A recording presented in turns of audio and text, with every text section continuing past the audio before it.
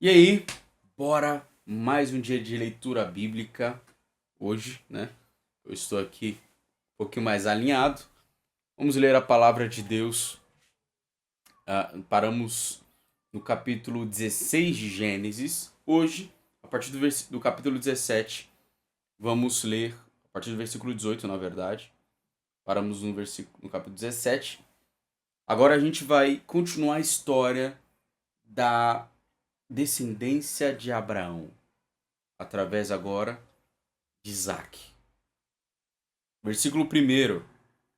Depois apareceu o Senhor a Abraão junto aos carvalhos de Manre, estando ele, estando ele sentado à porta da tenda, no maior calor do dia. Então, por volta do meio-dia, estava lá Abraão sentado.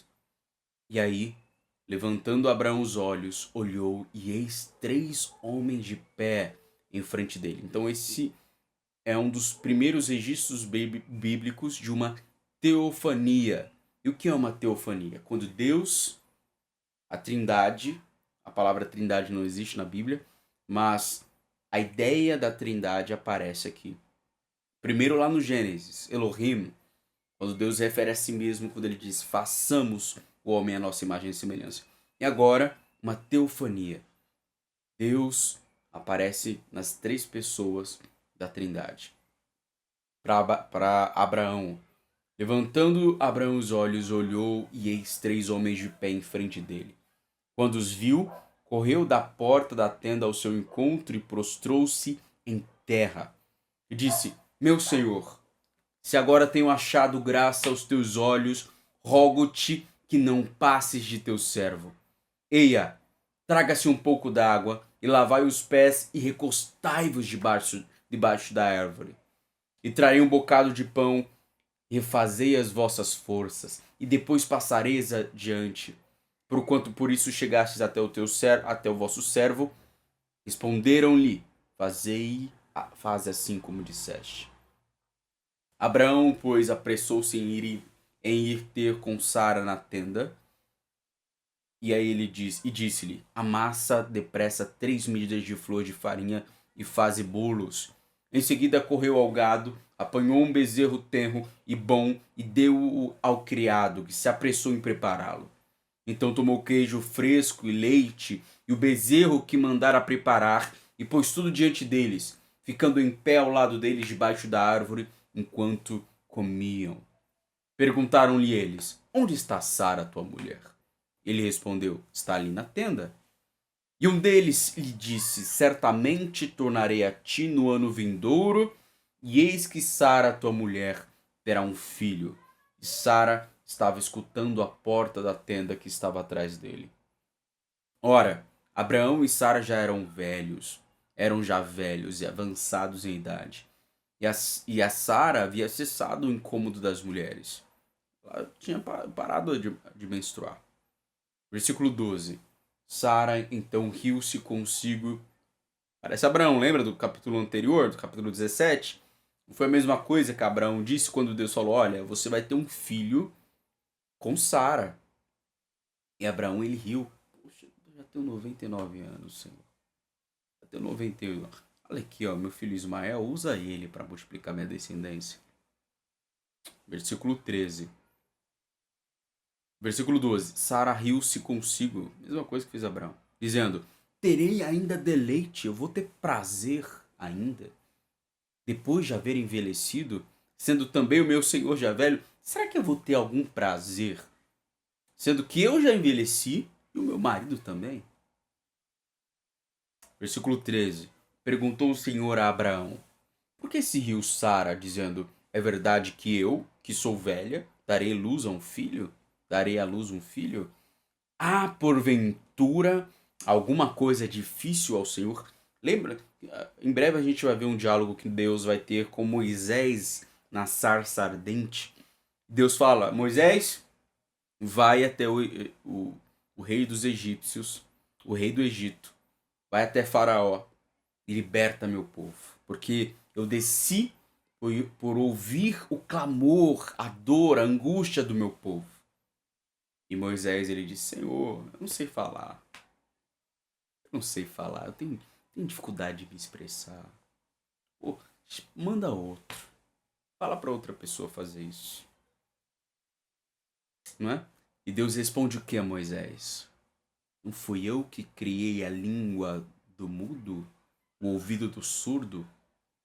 Não fui eu que fiz os olhos do cego? Se eu tô te mandando, vai.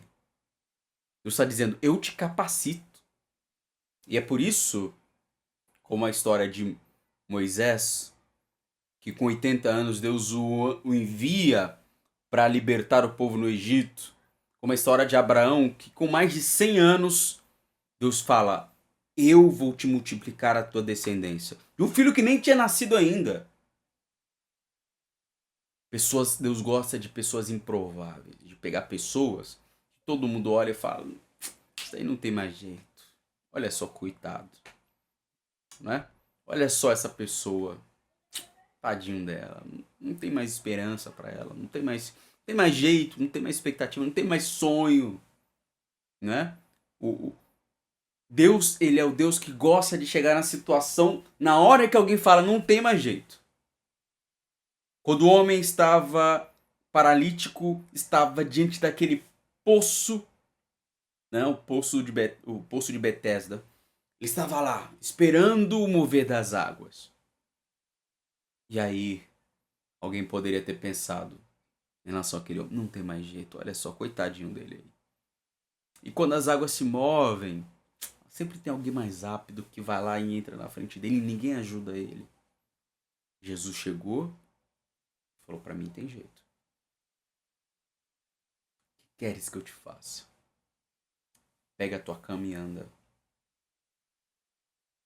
Esse mesmo Deus é o Deus que está falando com Abraão agora. Há porventura, versículo 14, há porventura alguma coisa difícil ao Senhor? Ao tempo determinado, no ano vindouro, tornarei a ti, e Sara terá um filho. Então Sara negou, dizendo, não me ri. Eu não ri não, Senhor. Falando para Deus, Senhor, Deus, eu não... Aquele que sonda os corações. Não, eu não me ri não. Por quando ela teve medo. Ao que ele respondeu, não é assim, porque riste. Versículo 16. E levantaram-se aqueles homens dali e olharam para a banda de Sodoma, e Abraão ia com eles para os encaminhar. E disse o Senhor, ocultarei eu a Abraão o que faço? Visto que Abraão certamente virá a ser uma grande e poderosa nação, e por meio dele serão benditas todas as famílias da terra. É engraçado que como Deus enxerga as pessoas, e ele enxerga as situações. Deus ele enxerga as coisas muito à frente do que você consegue enxergar. Então, ainda que você esteja vivendo uma situação, uma circunstância, e talvez você olhe para si e fale, eu não tenho jeito, não tem chance para mim. Não tem como sonhar. Deus, ele olha e ele vê muito além da tua capacidade. E olha, quando eu digo além, eu não quero só dizer milhares de anos acima, à frente, gerações à frente, como Deus está demonstrando aqui na história de Abraão. Deus ele vê o final de todas as coisas. Sabe quando termina esse mundo ardendo em chamas for consumido, novos céus e nova terra forem feitos, e a nova Jerusalém descer do céu, Deus enxerga muito além disso, muito à frente disso. Não existe para ele limitação de conhecimento. Ele é aquele que conhece todas as coisas, onisciente. Ele tem todo o poder, ele é onipotente. Ele sabe de tudo. Deus disse para Abraão, Deus disse aqui no versículo 17, ocultarei eu a Abraão o que faço? Poxa, quem é Abraão para o Deus que é todo poderoso, onisciente, onipotente? Deus conta com você. Deus conta conosco.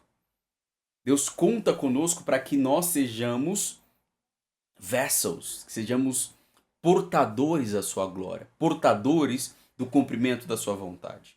É através de nós que ele manifesta o seu querer. Não é?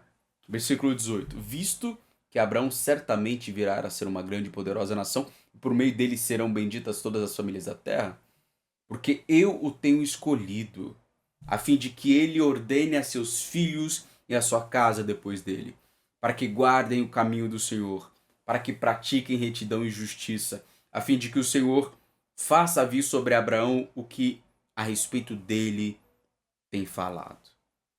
Deus, ele enxerga todas as possibilidades e ele faz com que todas as coisas, todos os acontecimentos, dentro ainda, apesar do livre-arbítrio humano, apesar da liberdade que as pessoas têm de escolher fazer ou não fazer, mudar de ideia, ir para um caminho ou por outro, Deus, apesar de tudo isso, ele é onipotente. Ele é poderoso para que, independente das probabilidades, a sua vontade seja feita. O seu nome seja honrado, seja glorificado. Versículo 20. Disse mais o Senhor: porquanto o clamor de Sodoma e Gomorra se tem multiplicado, e porquanto o seu pecado se tem agravado muito. Descerei agora e verei se em tudo tem praticado segundo o seu clamor, que a mim tem chegado, e se não, sabê-lo-ei. Deus desceu para julgar Sodoma e Gomorra.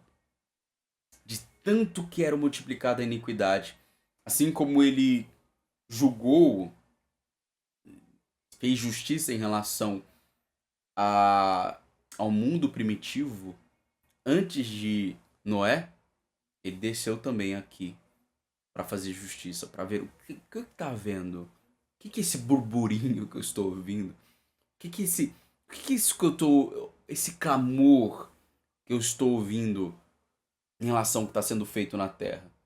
Versículo 22. Então os homens, virando os rostos dali, foram-se em direção a Sodoma, mas Abraão ficou ainda em pé diante do Senhor. E chegando-se a Abraão, disse: destruirás também o justo com o ímpio? Se porventura houver 50 justos na cidade, destruirás e não pouparás o lugar por causa dos 50 justos que ali estão? Longe de ti que faças tal coisa, que mates o justo com o ímpio, de modo que o justo seja como o ímpio. Esteja isto longe de ti. Abraão está apelando para a justiça de Deus. Não fará justiça o juiz de toda a terra? Então, versículo 26. Então disse o Senhor: se eu achar em Sodoma 50 justos dentro da cidade, pouparei o lugar todo por causa deles. Tornou-lhe Abraão dizendo: eis que agora me atrevi a falar ao Senhor, ainda que sou pó e cinza. Se porventura de 50 justos faltarem 5, destruirás toda a cidade por causa dos 5? Respondeu ele: não a destruirei se eu ali achar 45. Continuou Abraão ainda a falar-lhe e disse: se porventura se acharem ali 40, mais uma vez assentiu: por causa dos 40 não farei. Disse Abraão: ora, não se ire o Senhor se eu ainda falar. Se porventura se acharem ali 30, de novo assentiu: não farei se achar ali 30. Tornou Abraão: eis que outra vez me atrevi a falar ao Senhor. Se porventura se acharem ali 20, respondeu-lhe: por causa dos 20, não a destruirei. Disse ainda Abraão: ora, não se ire o Senhor, pois só mais esta vez falarei. Se porventura se acharem ali 10, ainda assentiu o Senhor: por causa dos 10, não a destruirei. E foi-se o Senhor logo que acabou de falar com Abraão, e Abraão voltou ao seu lugar. Abraão não queria que Sodoma fosse destruído. Abraão, creio eu, que ele estava ali com compaixão das pessoas. Mas, para a surpresa de ninguém, não haviam ali 10 justos. Não haviam 10 justos. Nós veremos logo em seguida, no próximo capítulo, Ló e sua família. E aí a gente vai ver o desfecho da história de Ló, tendo ele deixado de caminhar com Abraão, não ouvido a voz do Senhor, ou não buscado ouvir a voz do Senhor, e a direção de Deus. E ele foi habitar ali nas belíssimas campinas de Sodoma e Gomorra, naquelas belíssimas planícies. E ele seguiu seu coração, seguiu seus olhos. E o desfecho não vai ser bom. Bom, é isso. Até a próxima leitura. Paramos no capítulo 18 de Gênesis. E até a breve.